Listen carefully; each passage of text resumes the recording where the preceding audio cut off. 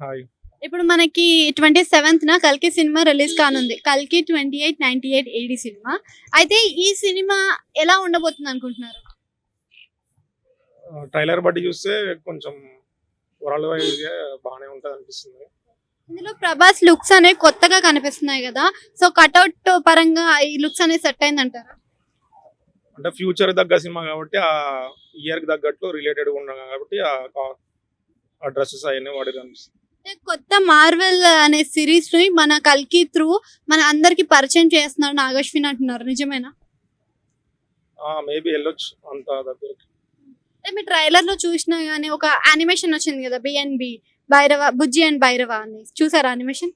So, ఆ యానిమేషన్‌లో మనకొకటి చూపించారు. ఫ్యూచర్‌లో మనకి యూనిట్స్ ఉంటాయి. డబ్బులుండవు అని జెప్పి. డబ్బులుంటే బావుంటదా? యూనిట్స్ ఉంటే బావుంటదా?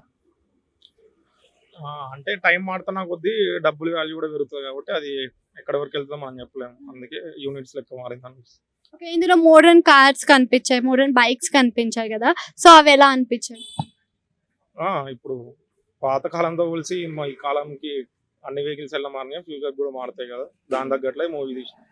అంటే భారతదేశం నుంచి స్టార్ట్ అయ్యేది కాశ్మీర్ అని చెప్పారు. దీంట్లో కాశీ గురించి కూడా కొంచెం వివరంగా చెప్పారు గదా! కాశీ ఫ్యూచర్‌లో అలా ఉంటది అనుకోని మనం ఎక్స్‌పెక్ట్ చేసుకోవచ్చు. మేబీ మూవీ యాక్చువల్‌గా అంటే ఫ్యూచర్‌లో రిలేటెడ్ మహాభారతంకి తీసినారు కాబట్టి దాని తగ్గట్లే మనం కూడా ఎక్స్‌పెక్ట్ చేయాల్సొస్తది. థాంక్ యూ అండి.